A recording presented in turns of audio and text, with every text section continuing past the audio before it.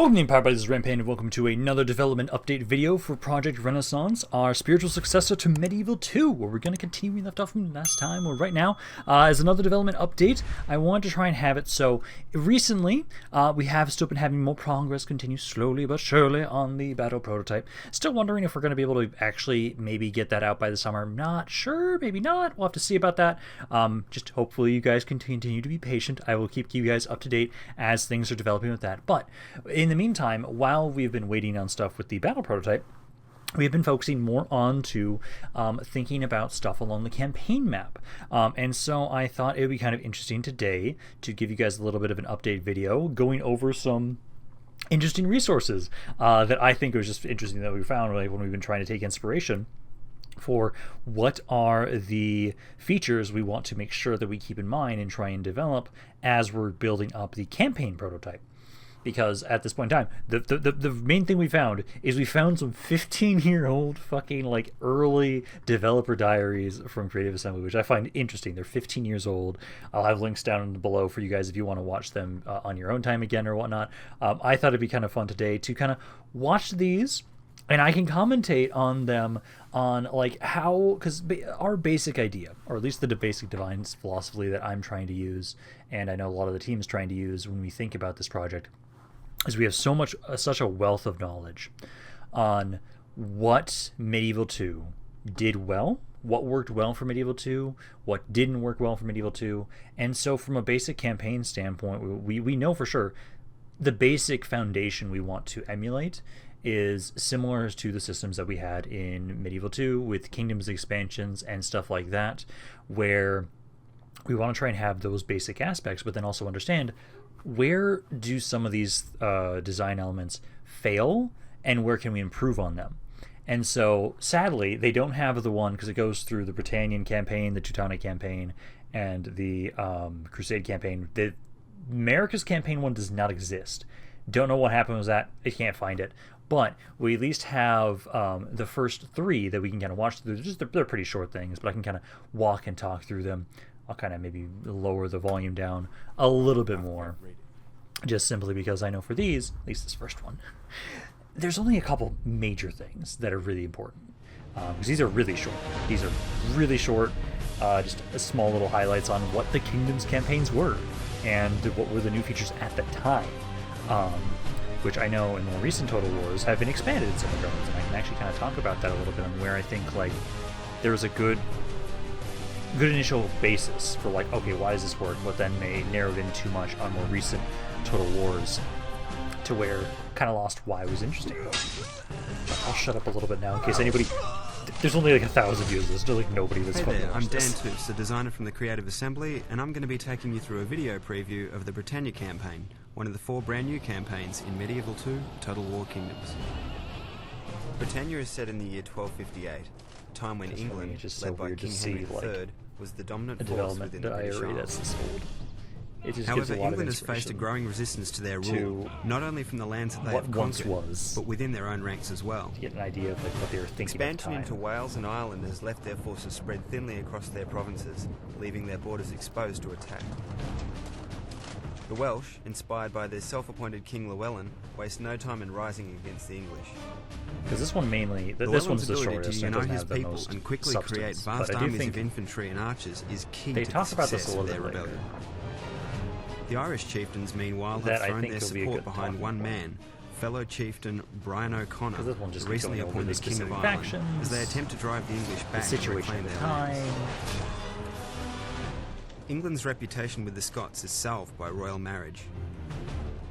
But threatened by the Viking invasion on their northern shores, the Scots must surely seize this opportunity to throw away this fragile alliance and win Because back I think the their one lands thing from that they the English. showcase a lot here, and we've talked about, Should the I've war talked against about the this English in turn other sour, the Scots have their videos. own inspirational leader. So I should probably just William Wallace emerges with So hordes this is of what I mean. Highland warriors.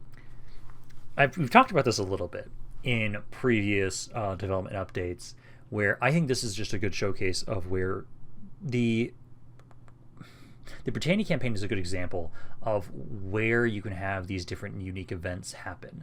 And I definitely know for myself, this is a good way to try and spark a bit more interest, because I know the early campaign for Total War is usually a pretty good one, and it's later on where you kind of struggle and it's not as interesting.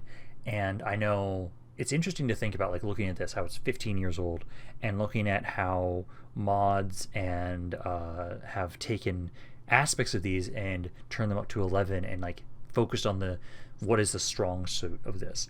I think, like I've talked about this in the past, Zardoms is a really good example of, hey, these historical figures spawn in the map later on.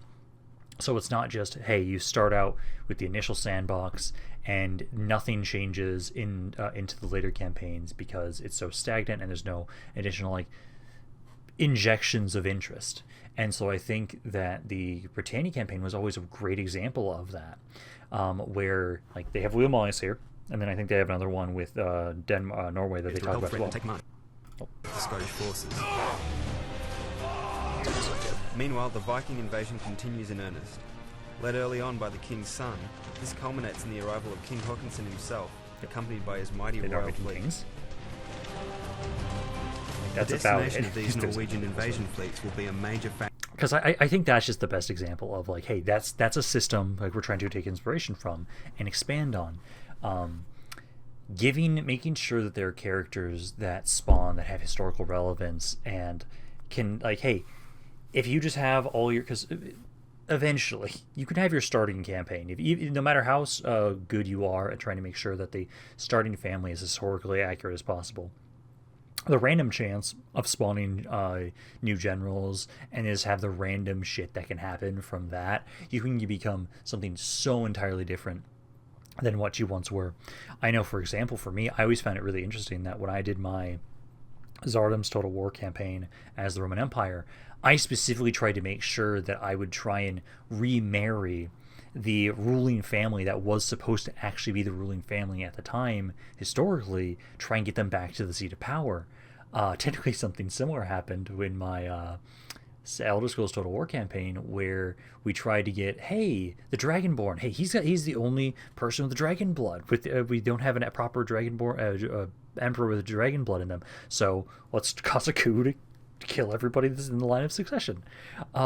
So it's a really good way to try and introduce some interesting roleplay aspects for sure, and also some late game spice, you could call it, I guess, into the political side of things, far more naturally, I think, than, like, I've been playing a lot of Attila Total War recently, and I have been having a lot of fun with the Medieval Kingdoms 1212 mod, but the political system is very reactionary and it's not as engaging to me.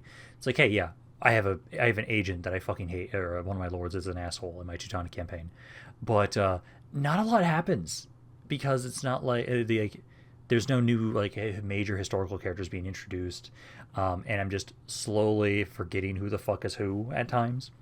So that's what I had to showcase with the Britannia campaign, at least. Next, this was supposed to be, I think this is supposed to go over the Teutonics, which I think has a really good, actually a lot of more information here, which I can talk about more on how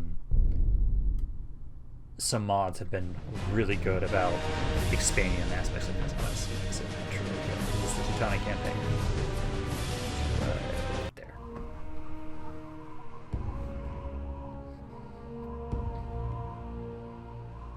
Also, I think these videos. Hi, my name's Brendan Rogers, and I'm a designer for the Creative Assembly Brisbane. I'm going to take you through a video preview of the Teutonic campaign, one of the 4 brand new campaigns in Medieval 2 Total War Kingdoms. The Teutonic Wars start in the year 1250 at a time when Eastern Europe is engaged in a bitter struggle between paganism and Christianity. The campaign features 6 playable factions, 2 of which, the Teutonic Order and the Lithuanians, play very differently to any other faction seen previously in Medieval 2. The Teutonic Order formed during the Holy Crusades in Palestine and were later recognised by the Papal States as a military order. This religious foundation is reflected in the campaign by religion, which governs what units the Teutonic Order are. This is something I know that I find interesting for myself, because so many mods, pretty much almost every single mod nowadays, at least especially like Divide and Conquer does this, the Elder Scrolls Total War mod does this as well. It's so weird to think about that was introduced in the Teutonic era campaign. And I know for myself, I I've always leaned more towards the way that that the divide and conquer does it, where it's the culture, not specifically the religion. The culture that's available, I think, does make a lot of sense for what units are available to be recruited.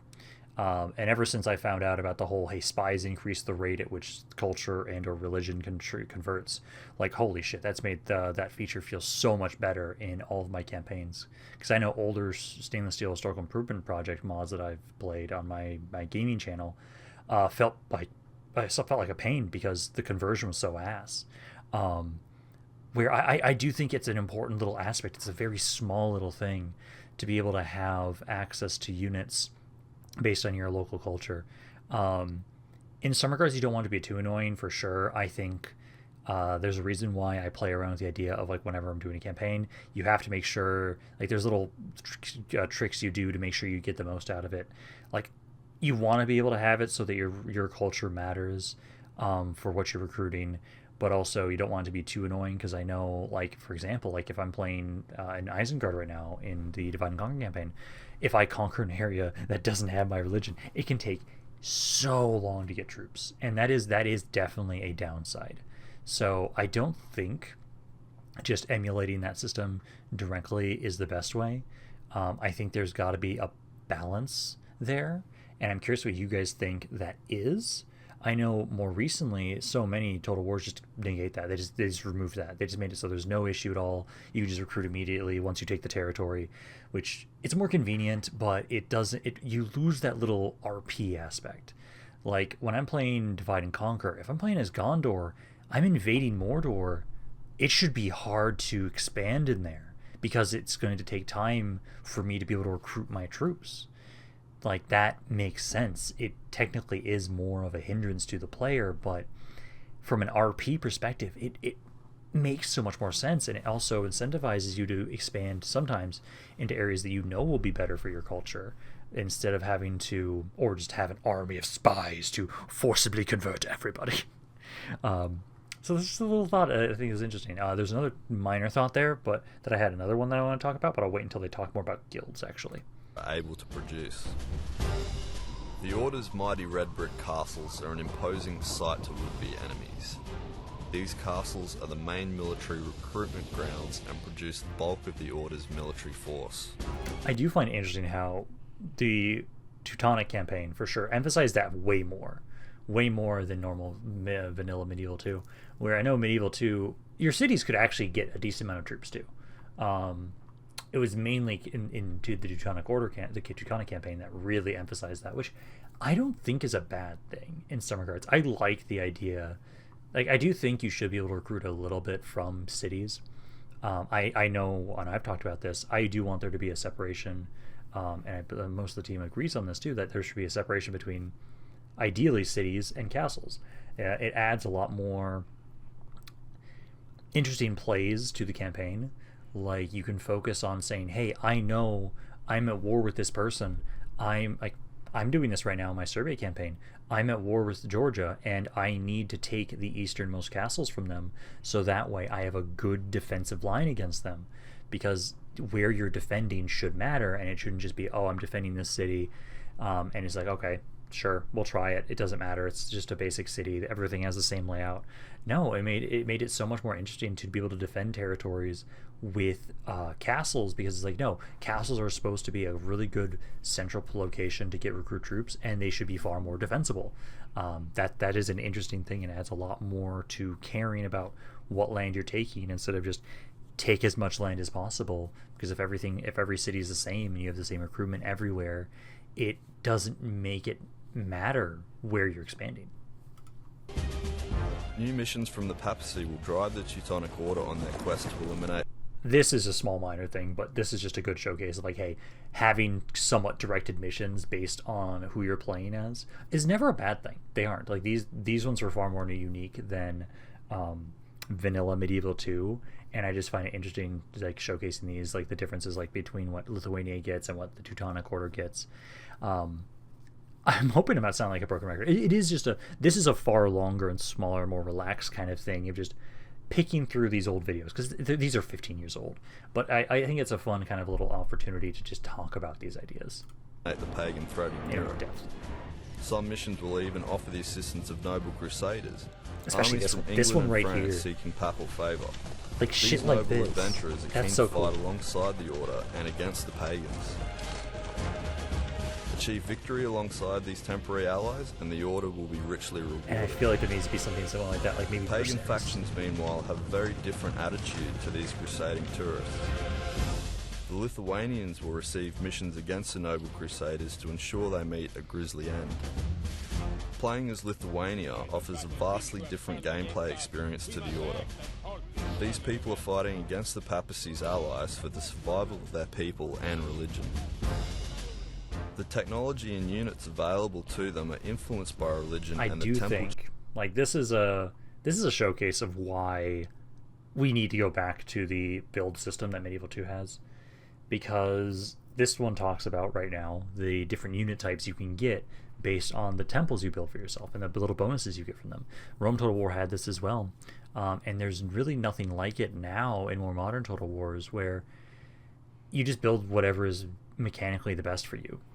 Whereas I know when you had more building slots and you had more territories, mainly just more building slots even, you could customize the cities the way you wanted to, so you'd be like, you know what, this area is going to be focusing on this type of recruitment, it's going to be more of an industrial area, and you could tailor it with these different unit building types, which I think is just a good thing to have. The more variety you have in the buildings, the better, especially when they can have more meaningful impacts on your campaign. Even if it's a small thing, like those small little things can add up. Chains they have chosen to construct in each city. There are 3 temple chains, and each provides unique benefits such as increased trade and improved farming. Each completed chain awards an elite pagan unit unique to that chain. The Lithuanians also have the option to convert to Catholicism if they are being overpowered by the relentless attacks from the Teutonic Order. This may well ensure they have the technology to strengthen the allies to survive, but turning their back on the pagan gods. Okay, I'm going to actually talk about that point now. So this brings about the idea of it does. Oh no, there's more of It's a them. huge step to take, which will see the destruction of their temples and the This is the other benefits they aspect. bring. Because now I'm going to talk Whether about you the elect Kalmar to Union. play as these two factions, or Poland, Denmark, Novgorod, or the Holy Roman Empire, alliances and guilds will Okay, now they're talking about guilds. It just really showcases, like, this is... I know there have been a lot more other mods that have done really well with this idea. The idea of small little choices that allow you to change your campaign and scripts that allow you to kickstart something. They're going to talk more about, okay, so you have Lithuania being able to convert to Catholicism. You have the Kalmar Union that you can have with Denmark. I know some mods that have done a really good job about this more recently have been, like, the Elder Scrolls Total War mod is one that comes to mind. The mercenary armies.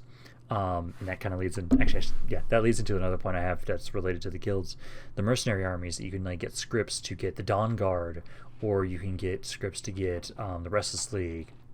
And I think the better example, specific things that affect your campaign, Divide and Conquer. Divide and Conquer, especially the more recent updates for Divide and Conquer, have been amazing in showcasing, hey, you want to be Heirloom? Hey, do you want to go evil with Heirloom? Do you not want to go evil with Heirloom? You've Canned. Do you want to be Canned goes evil, or Canned goes good? Do you want to have it so you can reunite the Kingdom of Arnor? Those scripts like that, I think, add a lot to a campaign and a lot of replayability. You can have a very... It's a simple decision. It's a yes or a no to a question, but it can have such long-lasting ramifications to a campaign that I know for myself, though, like, that is a good system, and expanding on that, and I think being able to it might be, like, crazy to try and think of. I know sometimes it's hard to think of some scripts like that you could come up with, but when you can think up of them, they can add a lot to a campaign, and I can see how they almost make certain factions feel more favored than others. That is kind of a concern, because you might not be able to have something like that, or at least that makes sense historically for every faction. But I do think that is something we will want to try and focus on, is being able to have, like, we've talked a little bit about this, of being able to possibly have kingdoms form into certain things. I know right now the Teutonic Kingdoms 1212 campaign does a good job about this, where, hey, you get decisions to be able to form a kingdom. Those are far more minor, but they're still trying to do that with the limitations they can have. Now, the other point and this is kind of what I was thinking about in talking about when they were talking originally about the Teutonic Order and how they were formed. One thing that most campaigns don't do, kind of it's done a little bit with the Elder Scrolls Total War mod, is religious orders. Like for freaking normal medieval 2, the way you get the religious orders for the knight orders, you just be a good dude. You can get the guild and upgrade the guild. And there you go. You get the units. It's a very simple system by default.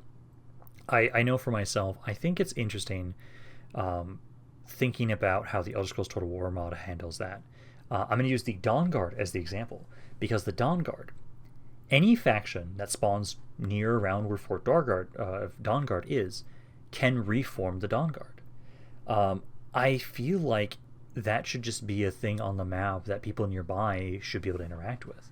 I would love the idea that in a campaign you can have it so, say you're, people are going to hate me for using this example, Venice maybe. If you say you're Venice, and you can see, oh hey, if I take this city, and I hold, say you take the city, and if maybe if Antioch isn't actually a order of itself, I can now form. No, so use the example of the Teutonic Order. Maybe the Teutonic Order doesn't open up normally, but hey, you can go to Palestine where they originally formed, do some action, hold a city, build a certain building to unlock them for your faction. Similar to how the Elder Scrolls Total War. That's why I really loved when the Elder Scrolls Total War mod first came out and they were doing that shit like that. I was like, oh, cool, I can recruit the Dawn Guard for my faction by just going to take Fort Dawn Guard and taking that? Cool. I can get some Akaviri? Like, that to me, there's a lot more like historical precedent for people to, I think, or like historical factions you can look back to that I can think could be a lot of fun to play around with that idea. So that's like an expansion on the guild system, where I think basic medieval 2 guilds are okay. They definitely need a little bit more to them. I think at least the military orders, like, that's where I'm leaning. Military orders like do a specific thing to unlock the military order, so you can only have like only one person gets it. That I think is cool. We still have to figure out what we're going to be doing on how to expand more on the other guild types. I think the Elder Scrolls Total War mod, the unofficial patch at least, kind of does a good way of expanding on this in some regard, where they give you more missions. Some of the missions are physically impossible, so that kind of hurts, but it's in the right direction in some regards. And I'm curious what you guys think. Like, how would you like guilds to mean more in a spiritual successor? Because I think the military orders, it's a lot easier to figure out how you would make them more impactful and more interesting, but the economic or just like the subterfuge ones, like how do you do that? You could just go with the, hey, you get a mission. Like, I know Elder Scrolls Total War mod has it so that the Dark Brotherhood can give you assassination missions. If you complete them, awesome, you can get some nice benefits, but if you fail, they just start killing your lords, which can suck ass. It's better if you can actually accept or deny quests. If you can do that, then that system actually works out really nicely. But when the missions are forced on you and you physically can't complete missions and they just kill your people, it's like, oh god, what the hell? I think that might be all there is. Feature heavily in your strategy. Because a little bit more. If the Danes can gain control of Scandinavia, for example, they are handed the opportunity to form the Union of Kalmar, granting them powerful new Norwegian units. All the this is already a long factions can be given the chance to develop a guild known as the Hanseatic League, which will provide powerful faction-wide bonuses. This opportunity can only be grasped by one faction and will require them to conquer specific provinces before it can be granted. This guild is a very effective way for the Order or any faction to increase their revenue to help fund the conquest of Eastern Europe. The fate of pagan Europe rests in your hands. You must choose your allegiance and decide the victor in these Teutonic wars. That's about it for that one. Also, I don't think this is just the wiki for Medieval 2, which I was kind of thinking about. Like, it's nice to have as a reference, but I'm not going to have as much. I don't think I'm going to talk about this as much today. There's actually, I didn't realize how much there is for me to talk about just looking over these little videos. Man, there's a reason why people do fucking reactionary videos on YouTube. Jesus Christ. Now I understand it. Because this one, let me just skip through. This is supposed to be the Crusading camp. Sega.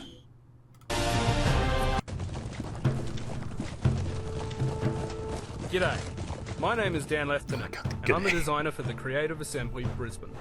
I'm going to take you through a video preview of the Crusades campaign, one of the 4 brand new campaigns in Medieval 2 Total War Kingdoms. The Crusades campaign recreates the epic struggle for power in the Holy Land between Christendom and Islam. Beginning in the year 1174, just before the Third Crusade, the campaign challenges you to take command of the Crusader states on their quest to control the Holy Land, or lead the defenders of Islam as they seek to drive out the infidels. You can play out the campaign as one of 5 factions, with alliances and wars already on the boil, to promote team-based play and a fast-paced campaign. I do the Crusader states think, and this is where something I know, like the Divide and Conquer mod is really good about this. I know some people hate it, and I sometimes do as well. And this is where I think it's just good to have an option for it. But having initial alliances immediately already does make it so that you can have a far faster campaign, and it's far more interesting when you already have to worry about these wars immediately. I know occasionally it is nice to just have like a blank slate and there's no forced alliances. I know the Divide and Conquer mod is really good about this, where if you're a good guy faction, most good guy factions will never want to fight you. And it does give a really good sense of a feel of this war, this tug and between the good and evil. And it really depends on like the kind of campaign you're looking for. I think there are some mods that actually are really good about making sure to try and force like proper alliance scripts. I think the Great War mod, Great War mod's one example. Another one, a more recent version, Napoleon, where I think it's good to have that option, but it's also good to have it so you can just have it be just pure sandbox. I know some people really do just like the pure sandbox, but I know more recent Total Wars at least somewhat have it so there's like a unspoken thing like that, or like if you play as a good guy faction, more than likely, just because of your war with all the bad guy factions, the good guy factions are probably gonna like you. It kind of gets to that point, but it's also a bit too strong in my opinion. It's a bit too expected that, oh, this guy likes me, he's never gonna hate me, never gonna betray me. There's no real nuance to that. Whereas in other Total Wars, you could easily have a good alliance that likes you, easily betray you at some point just because. Of the Kingdom of Jerusalem and the Principality of Antioch are united against the Islamic factions, the Turks and the Egyptians. The Byzantium Empire, meanwhile, is a shadow of its former self, and must work with the Crusader states early on to avoid further Turkish incursions. But they must be wary of the land-hungry Crusaders. Damn Phoenicians. Each faction has its foundations in a key province, marked by a power center settlement. These power centers must be held. This is an idea that I completely forgot about that this technically is a thing in the Crusades campaign. I personally love this idea. I love the idea because this is where I think more recent Total Wars homogenize the regions you control too much. Technically, there's a little bit of variation because of the landmarks and everything like that, but because you can globally recruit, it doesn't matter. Whereas, especially in Medieval 2, especially certain mods, they'll tie unique units to only certain cities. And I don't think that's a bad thing. It makes those units more unique and more interesting, having them tied to those very specific cities. I would say, I know sometimes I personally appreciate this, being able to get access to those as other factions, even if it doesn't make any historical sense. Like that's a thing you can do just because it's kind of like the power fantasy, being able to get access to those. You collect all the Infinity Stones of most overpowered units ever. But that would probably have to be a thing that, like, by default it should not be enabled, I think, if just to have the historical precedent. But I do think, like, capital cities, or like these prominent cities, should mean something to the faction that they have. And that, like, if you lose Constantinople to the Byzantines, that should matter, that should hurt, because it's an important city for you. And it shouldn't just be like, oh, I lost the city, I'll reclaim it, okay, that's fine. It doesn't affect my military at all, really. No, that I think that should matter. Just how much that matters is the question, is you don't want to have it's like you have like one city campaigns, maybe. I think that's a Civ thing, but I don't know if you'd want to have that in this. At all costs. They are crucial to overall victory, and, if held, provide their faction with unique, powerful units. They are also home to mysterious and powerful relics that can significantly... Especially when you tie it to this.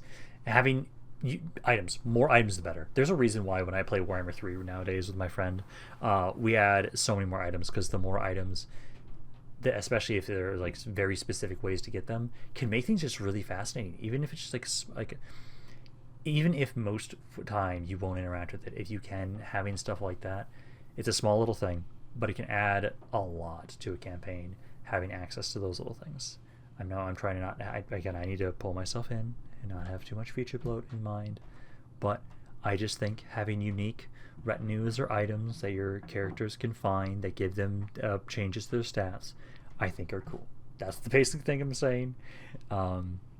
Simply because I know for me, I always like the more reactionary way that characters level up, in air quotes, in Medieval 2, as opposed to nowadays where it makes sense in Warhammer, but like in Attila, I get bored of just leveling up my lords the same way every single fucking time, because there's a best way to do that.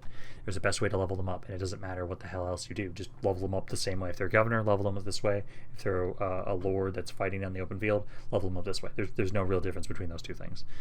And so I think it leans more towards a passive system like this, having items you can find.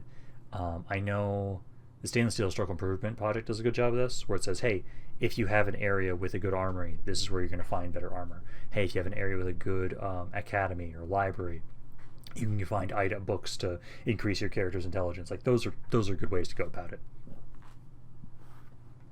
Boost a general skills and traits. Each faction in the campaign also has an inspirational hero. Now this is interesting, because I didn't even realize that this technically originated from the Crusade campaign, because I know the Divide and Conquer mod is the main one that does this, where they have the unique hero, they have the heroes that have the unique abilities on them, and I know more fantasy mods are the main ones that take advantage of those abilities, and more historical mods don't. But I still think that there's a bit of a precedent that I think it makes sense, and it's a way to make those characters feel unique. I know that for myself, I always feel really bad if I lose those unique characters in my campaigns, because they have access to that ability. It's a simple ability. It's usually a battle-wide, or at least unit-wide, locally around the Lord, morale bonus or morale debuff. It's a small little thing, but I like those, and I think you can kind of see where the foundations of what they have now with Warhammer have been built. But I think you don't need to have a crazy abilities. You can have a very simple ability that makes sense to the character, and it can still be very impactful. It does not need a very complicated ability to do that. You can do that with a very small ability, and just have it so it's attached to a lord that is still the bodyguard and not a one-man killing machine like it is in Warhammer. Of whom has a unique ability that can be used to turn the tide of battle. If used wisely, these heroes can lead their faction to greater glory, or save them from bitter defeat. As an example, the Third Crusade sees the arrival of Richard the Lionheart. Richard's ability, the Heart of the Lion, can be used to reinforce the morale of his entire army in battle, which will prove invaluable as the Kingdom of Jerusalem faces the likes of Salah Like, that's just a morale bonus, that's it. It's a very simple thing, but it could be very useful. Keeping these heroes alive and utilizing their special abilities strategically will be vital to success in the Crusades campaign. The campaign also has a vast array of powerful new units available to each faction. I think that's it, actually. Now that I think about it, that's the last thing I want to talk about. This is just about units that are available to them, like Greek Fire. Yeah, and then you have the Crusade popping up, and like this is just another good example of all the events that you can have as well spawn in the campaign. But I don't want to make this video too long, because I think you guys can kind of see what I'm trying to get at with this video, or at least it's interesting to go through these videos, these old videos, and kind of talk through what are the design philosophies now, because these showcase a lot of the small, like, early game campaign things. Having guilds that make sense, that are interesting, so you have events that you can have for your campaign to make things change, having unique, having lords with unique abilities. That last one, that's a very delicate balancing act, because you don't want to make it so the units are too overpowered, but having like a faction leader or a unique hero or like a renowned figure in history spawning in and having a unique trait, a unique ability, that is an interesting way to make them unique and make you want to make sure they survive. It gives you a slight more incentive to keep these characters alive because they have those abilities. Like for me, in my Mordor campaign, Sauron has one of the most overpowered abilities ever in a Medieval 2 mod. And it made it all the more funny when I was too cocky and got him killed in the first battle that I did with him. And I had to re-roll and not get him killed because it meant so much to lose him in that. But I do know that some of these videos do not really hit on the kind of the later aspects of campaign, which I know is a harder thing to balance or out in Total War, where a lot of the early games are really good, but the late game can get really stale and boring. And for me, as someone that's done a lot of world conquests, at some point, if you're doing a world conquest especially, there's going to be a point where you just start snowballing, and you probably should, and that's not a bad thing. But there are other ways to try and make it more manageable and easier to deal with, and I think one system that was not talked about at all in any of these videos, but is something we've been talking about in regards to a campaign prototype, is how do we make managing cities late game better and feel better? Because the auto-managed system you have in Medieval 2 works well enough, but I know I was taking inspiration actually from Sea Skyline, actually, where the district system I think could be a really good way to kind of take inspiration from that and allow you to, the idea behind the system would be, hey, you can create a district, essentially just using district as the way to describe it, where you're going to select what cities are in it. You can custom make it and select to probably have a limit at a certain amount of cities in each one, but the idea would be like the main issues you have late game with Medieval 2, managing vast empires. There's so much stuff to build, recruitment can be a pain in the ass, and also at sometimes there's just so much you just want to be able to like take your hands off and not have to control all of it as much. But the idea would be is you can make these districts and you can try and set them up where you can say, hey, instead of just doing the individual auto manage like Medieval 2, the idea would be with a district, you set up a district, say all these cities are part of this district, and you can control it from a district level where it's like, hey, I'm looking at the London district or the Sussex district. Maybe you say like contributes all those cities around London. And it's like, hey, this area, let's put this on growth policy. Just put the entire region on growth policy. And it would essentially try and give that order to all those cities from a higher up. So you can be like, oh, okay, all these regions, just immediately put those to growth policy. This area over here, put this to military build policy. And you could view it as basically, it's almost a way to just have another city, in air quotes, that you're using to the UI to interact with all this, because I view it as a way to especially handle the recruitment issue, where you can just see, hey, this district, look at all the units that are available in all the pools, just tally them all up on like the total number, and say, hey, I want to have a single rally point for this district, to make it so it's easier to just say, hey, this district here, this is my main military facility, let me just focus on using the district. And I can just say, hey, I want to try and build an army up. Let me just queue up all these units from this district, and they'll all rally at the rally point, instead of having to go through each individual city, recruiting each individual unit. Then when they're all recruited, then sending them over, because that's the main downside of the system with that is not, where your armies are not tied to generals. I love being able to move little armies around for the logistic aspect of that, but there is severe detriments because there's a lot to manage.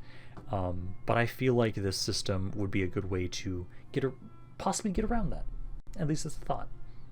But I do think I'm going to be done for today.